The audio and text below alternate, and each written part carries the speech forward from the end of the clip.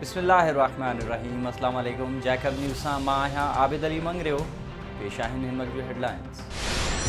जैकबाबाद में municipal committee जी नाअहली सबब अफजल खान खोसो road ते खुलियल गटर सबब मासूम ॿारनि जूं हयातूं दाव ते लॻल।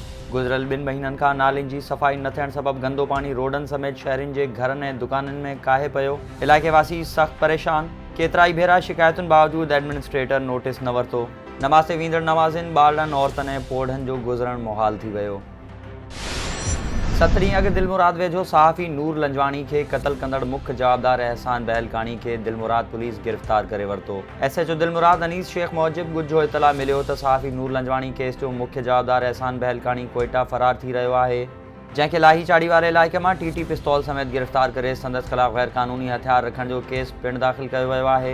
सहाफ़ी नूर लंजवाणी जा क़ातिल गिरफ़्तार करण ते संदसि वारिसनि SSP ऑफिस पहुची SSP मोहम्मद तारिक नवाज़ ऐं संदसि समूरी टीम खे गुलनि जा हार पाराए खेनि साराईंदे चयो त 1 हफ़्ते अंदरि मुख्य जवाबदार खे गिरफ़्तार करण ते SSP समेत पूरी टीम जा थोराइता आहियूं। जैकबाबाद जी जिम्स अस्पताल में बिना सिफारिश जे मरीज़ रुली विया। बिस्मिल्ला बाग वासी पीरसन मरीज़ ग़ुलाम यासीन गुज़िरियल 1.5 महीने खां सख़्त तकलीफ़ में हुजण बावजूदि जिम्स में मुक़र्रर सर्जन मोहम्मद अली अंसारी पारां ऑपरेशन करण खां खुथो जवाब। मुतासिर मरीज़ पारां डायरेक्टर जिम्स खे शिकायत ते डायरेक्टर पारां बि डॉक्टर ख़िलाफ़ कार्रवाई करण खां लाचारी ज़ाहिर। मुतासिर मरीज़ जो एहतजाज।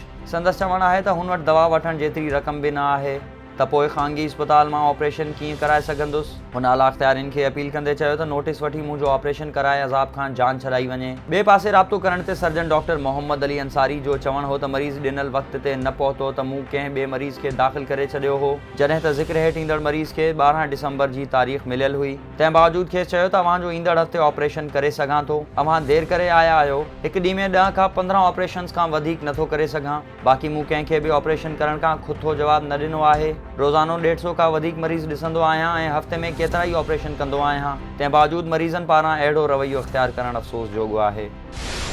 ठुल्ह मां 2.5 महीना अॻु अगवा थियल औरत बाज़ियाब, 2 ॼणा गिरफ़्तार। ठुल्ह पुलिस ॻोठ काज़िम जतोई मां अगवा ॼाणायल औरत लतीफ़ा बिरोही खे लाही चाढ़ी वटि बाज़ियाब कराए अली हसन ऐं सुखियो मरेठो खे गिरफ़्तार करे वरितो। पुलिस मूजिबि बाज़ियाब थियल औरत खे क़ानूनी घुर्जूं पूरियूं करण बाद अदालत पेश कयो वेंदो।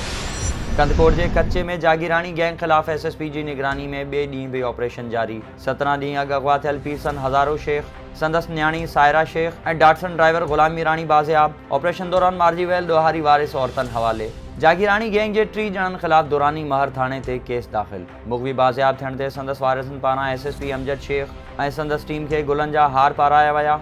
SSP मूजिबि अमन जी बहाली ताईं ॾोहारनि ख़िलाफ़ ऑपरेशन जारी रहंदो। खैरपुर में बबरलो थाणे जी हद में शेख ऐं सैयद बिरादरी जी 2 धुरियुनि में झेड़ो। गोलियूं लॻण सबबि 1 ॼणो क़तल। फायरिंग सबबि इलाइक़ो मैदान ऐं जंग बणिजी वियो। इतला ते पुलिस पहुची वधीक झेड़े खे टारे वरितो, जॾहिं त क़तल थी वियल ज़ीशान शेख जे मड़ खे अस्पताल मुंतक़िल करे क़ानूनी घुर्जूं पूरियूं करण बाद वारिसनि हवाले कयो वियो। शिकारपुर में सेशन जज मुश्ताक अहमद कलवड़ पारां डिस्ट्रिक्ट जेल जो ओचितो दौरो। जेल ऑफिसर्स पारां सिविल ड्रेस में ड्यूटी करण, जेल में मुक़र्रर डॉक्टर पारां वक़्त ते न पहुचण ऐं शिकायती बॉक्स न हुजण ते सख़्त कावड़ जो इज़हार। रिपोर्ट हाई कोर्ट उमाणे छॾी। डिस्ट्रिक्ट एंड सेशन जज जे दौरे दौरान जेल सुप्रिंटेंडेंट इशफाक अहमद कलवड़ मोकल ते हो, जॾहिं त डेप्यूटी सुप्रिंटेंडेंट जावेद अहमद शेख ऐं assistant superintendent Mukhtar Ahmed Shaikh civil dress में मौजूदु हुआ ऐं डॉक्टर शकील अहमद मंगी देर सां पहुतो। सेशन जज पारां जेल में कोरोना SOPs लागू करण जूं सख़्त हिदायतूं ॾिनियूं वयूं।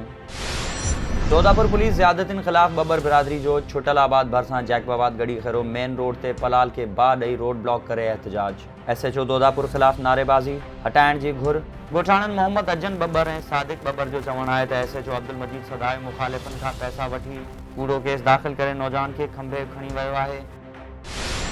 ॾहरकी में 10 ॾींहं अॻु क़तल थियल कजलो कोलाची जे वारिसनि जो क़ातिलनि जी अदम गिरफ़्तारी ख़िलाफ़ एहतजाज। पंहिंजे नौजवान कजलो कोलाची खे क़तल कंदड़ मंज़ूर अहमद, इनायत अली सावण, कुर्बान, ताज मोहम्मद, सदाम हुसैन ऐं मीर ज़मान कोलाची खे पुलिस गिरफ़्तार न करे रही आहे।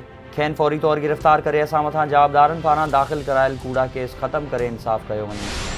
कोरोना वायरस जी ताज़ी लहर में कोरोना जी पखेड़ सबबि रेड ज़ोन करार ॾिनल मटियारी ज़िले में गुज़िरियल हफ़्ते खां DHO ऐं ADHO जी सीट ख़ाली पयल। सिहत खाते जो कमु ठप। कोरोना मरीज़ बेयारो मददगार पयल। सिंध हुकूमत पारां 20 नवंबर ते बदिली कयल DHO मटियारी डॉक्टर यार मोहम्मद खोसो ऐं ADHO डॉक्टर राम लोहाणो जी जाइ ते नए मुक़रर थियल DHO खे चार्ज न मिली सघी। बदिली थियल ऑफिसर्स पंहिंजी बदिली रोकण लाइ सरगर्म। कराची में कौमी अमन कमेटी बराए बैनुल मज़ाहिब हम आहंगी जो एक अहम इजलास सूबाई चीफ ऑर्गेनाइज़र सिंध अब्दुल हफीज़ जतोई जी सदारत हेठ थी गुजरियो। इजलास के सूबाई चीफ ऑर्गेनाइज़र खिताब कंदे चयो त कौमी अमन कमेटी बराए बैनुल मज़ाहिब जे सिरे हेठ समूरा मज़हब गॾिजी अमन ऐं भाईचारे जी ॻाल्हि कंदा आहिनि। मुल्क में वधंदड़ मज़हबी ॾिफेड़नि खे रोकण ऐं सभिनी मज़हबनि खे गॾु खणी हलणु असांजो मिशन आहे।